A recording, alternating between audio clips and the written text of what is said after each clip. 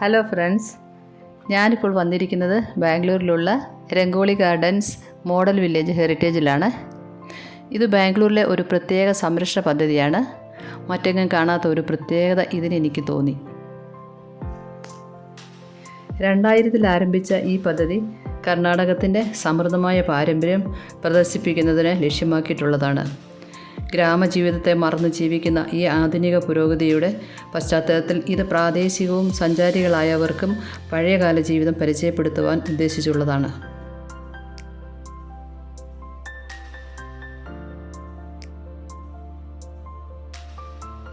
കന്നഡ സംസ്കാരവും അവരുടെ പാരമ്പര്യ ജീവിതവും സാംസ്കാരിക ശേഷിയും ഒട്ടും തന്നെ ഒളിമങ്ങാതെ ഇവിടെ പ്രദർശിപ്പിച്ചിരിക്കുന്നു.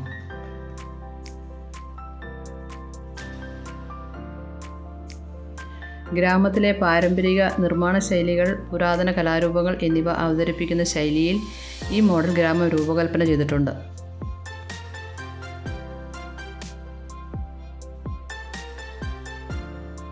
ഇവിടുത്തെ ഒരു പ്രത്യേകത എനിക്ക് തോന്നിയത്, ശരിക്കും ഒരു ഗ്രാമത്തിൻ്റെ പ്രതീതി തോന്നത്തക്ക രീതിയിൽ ഇവിടെയുള്ള ഓരോ വീടുകളും ക്രമീകരിച്ചിരിക്കുന്നു എന്നുള്ളതാണ്. ഉദാഹരണത്തിന്, ഒരു വീട് ധാന്യങ്ങളും ഭക്ഷ്യസാധനങ്ങളും വിൽക്കുന്ന കടയാണെങ്കിൽ മറ്റൊന്നിൽ പണ്ടത്തെ രീതിയിലുള്ള ടൈലർ ഷോപ്പും, വേറെയൊന്നിൽ school, dispensary, hospital, barber shop തുടങ്ങിയവയും ക്രമീകരിച്ചിരിക്കുന്നു. ചുരുക്കി പറഞ്ഞാൽ, ഒരു ഗ്രാമത്തിന് ആവശ്യമായ എല്ലാ കാര്യങ്ങളും നല്ല രീതിയിൽ പ്രത്യേകം എടുത്ത് സജ്ജീകരിച്ച് കാണിച്ചിട്ടുണ്ട്.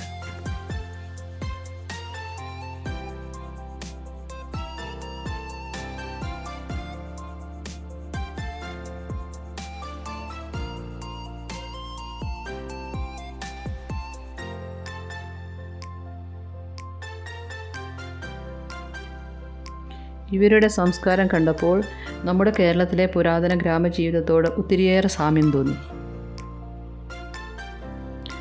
അതിനാൽ തന്നെ ഇത് എന്നെ ഒത്തിരിയേറെ ആകർഷിക്കുകയും എൻ്റെ ചെറുപ്പകാല ഓർമ്മകളിൽ ഞാൻ ലയിക്കുകയും ചെയ്തു.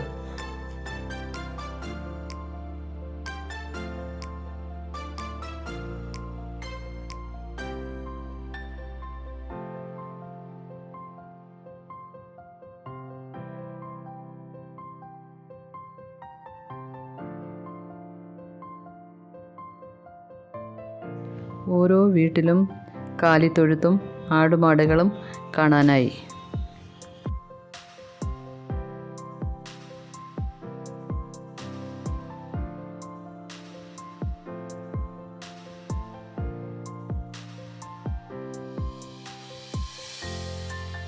എൻ്റെയൊക്കെ ചെറുപ്പകാലങ്ങളിൽ സ്കൂളിൽ പോകുന്ന രീതികളും ഞങ്ങൾ കളിച്ചിരുന്ന പലതരത്തിലുള്ള കളികളും അതുപോലെ തന്നെ ഇവിടെ തനിമയോടെ ചിത്രീകരിച്ചിരിക്കുന്നത് കണ്ടപ്പോൾ എനിക്ക് അത്ഭുതം തോന്നി.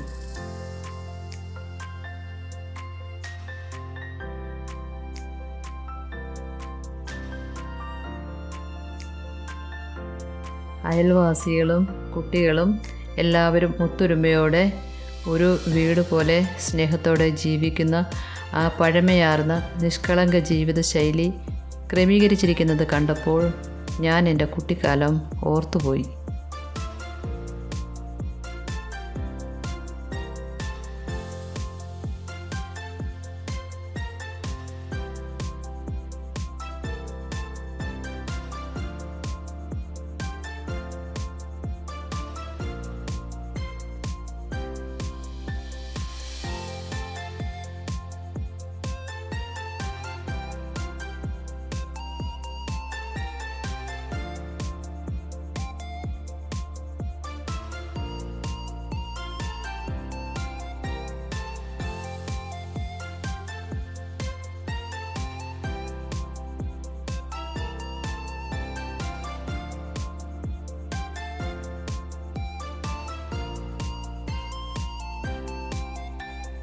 ശരിക്കും പറഞ്ഞാൽ ഇതൊക്കെ കണ്ടപ്പോൾ എനിക്ക് തോന്നി, നമ്മുടെ ന്യൂജൻ മക്കൾ ഇത് കാണേണ്ടത് അത്യാവശ്യമാണ്.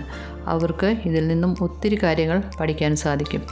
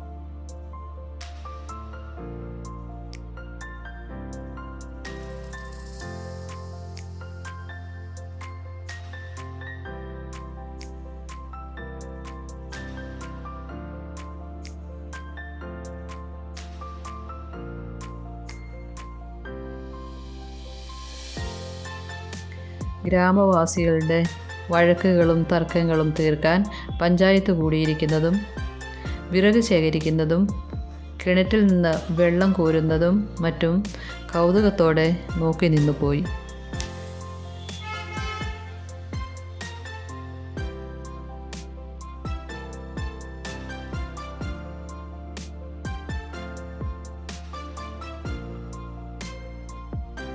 ഇവിടെ പുരാതന രീതിയിലുള്ള കൃഷി സമ്പ്രദായം, അതായത് നെല്ല് വിതയ്ക്കുന്നതും ഞാറ് നടുന്നതും കൊയ്യുന്നതും കറ്റ മെതിക്കുന്നതും തുടങ്ങി നെല്ല് വീശി വൃത്തിയാക്കി വിൽക്കുന്നതുവരെ വളരെ ചിട്ടയോടെ ചെയ്തിരിക്കുന്നതും കാണാൻ കഴിഞ്ഞു.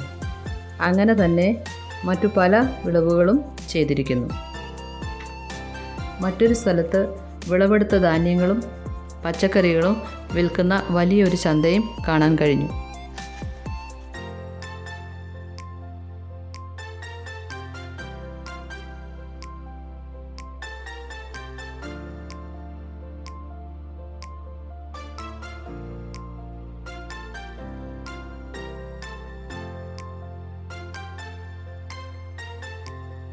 അതുപോലെ മറ്റൊരു സ്ഥലത്ത് കാലികളെ വിൽക്കുന്ന കാളച്ചന്തയും കാണാൻ സാധിച്ചു.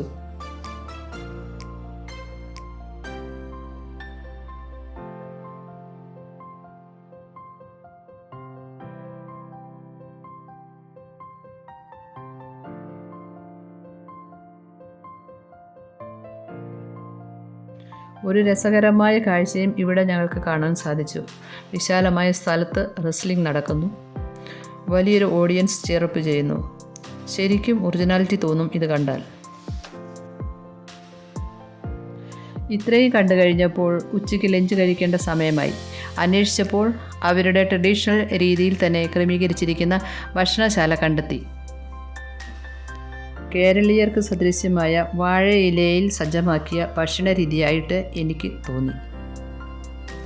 സ്വാദിഷ്ടമായ ലഞ്ചിന് ശേഷം ഞങ്ങൾ പോയത് ട്രഡീഷണൽ രീതിയിലുള്ള മൺപാത്രങ്ങൾ നിർമ്മിക്കുന്ന സ്ഥലത്തേക്കാണ്. ഇവിടെ വിനോദസഞ്ചാരികളെ ആകർഷിക്കുന്ന രീതിയിലുള്ള മൺപാത്രങ്ങൾ, ഫ്ലവർ വേസ് തുടങ്ങിയവയുടെ സാമ്പിളുകൾ ഉണ്ടാക്കി വച്ചിട്ടുണ്ട്. നമ്മുടെ ഇഷ്ടമനുസരിച്ചുള്ള പാത്രങ്ങൾ സെലക്ട് ചെയ്ത് പറഞ്ഞാൽ ഓൺ ദ സ്പോട്ടിൽ തന്നെ ആ പാത്രം നമ്മൾ തന്നെ ഉണ്ടാക്കാൻ അവർ നമ്മളെ സഹായിക്കും. അങ്ങനെ ഞാനൊരു ഫ്ലവർ വേസ് സെലക്ട് ചെയ്ത് ഉണ്ടാക്കി.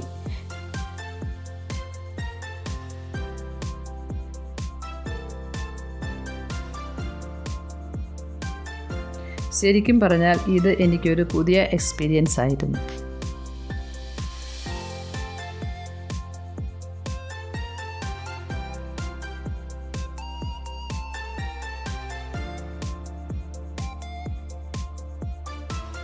അടുത്തതായി ഞങ്ങൾ പോയത് ഒരു ആക്ടിവിറ്റീസ് സോണിൽ ആയിരുന്നു. ഇവിടെ പല രീതികളിലുള്ള ആക്ടിവിറ്റീസ്, അതായത് സൈക്ലിംഗ്, സ്കേറ്റിംഗ് മുതലായവ ഉണ്ടായിരുന്നു. സൈക്ലിംഗ് അറിയാത്ത ഞാൻ അങ്ങനെ മകൻ്റെ കൂടെ ആദ്യമായി സൈക്കിൾ സവാരി ചെയ്തു. അല്പം പേടിയോടുകൂടി ആയിരുന്നുവെങ്കിലും ഞാൻ ഇത് എൻജോയ് ചെയ്തു. അതുപോലെ തന്നെ അവിടെ മറ്റു പല ഗെയിംസും കളിക്കാനുണ്ടായിരുന്നു. അതൊക്കെ കളിക്കാൻ സാധിച്ചു. അങ്ങനെ നല്ലൊരു എൻ്റർടൈൻമെൻറ്റ് ആയിരുന്നു.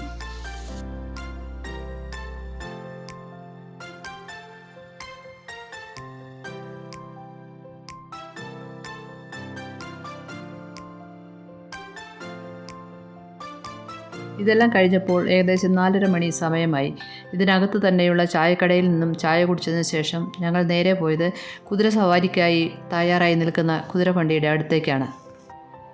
ഞങ്ങൾ 4 പേരും കുതിരവണ്ടിയിൽ കയറി ആ ഗാർഡൻ മുഴുവൻ സവാരി ചെയ്ത് തിരിച്ചെത്തി. അതിനുശേഷം ഞങ്ങൾ മുൻപോട്ട് പോകുമ്പോൾ ഒരു സ്ത്രീ പെൺകുട്ടികളുടെ കൈകളിൽ മെഹന്തി ഇടുന്നത് കണ്ടു. എൻ്റെ 2 മക്കൾക്കും ആഗ്രഹം തോന്നി. അവരും കൈകളിൽ മെഹന്തി ഇട്ടു. അങ്ങനെ വൈകിട്ട് 6 മണിയോടുകൂടെ ഒത്തിരി ഓർമ്മകൾ നൽകുന്ന ഞങ്ങളുടെ ഈ വൺ ഡേ പിക്നിക് അവസാനിപ്പിച്ച് ഞങ്ങൾ മടക്കയാത്രയെ ആരംഭിച്ചു. നിങ്ങൾ എപ്പോഴെങ്കിലും ബാംഗ്ലൂർ വിസിറ്റ് ചെയ്യുമ്പോൾ തീർച്ചയായും മക്കളോടൊത്ത് ഇവിടെ സന്ദർശിക്കുവാൻ മറക്കരുത്. ഇതൊരു നല്ല അനുഭവമായിരിക്കും.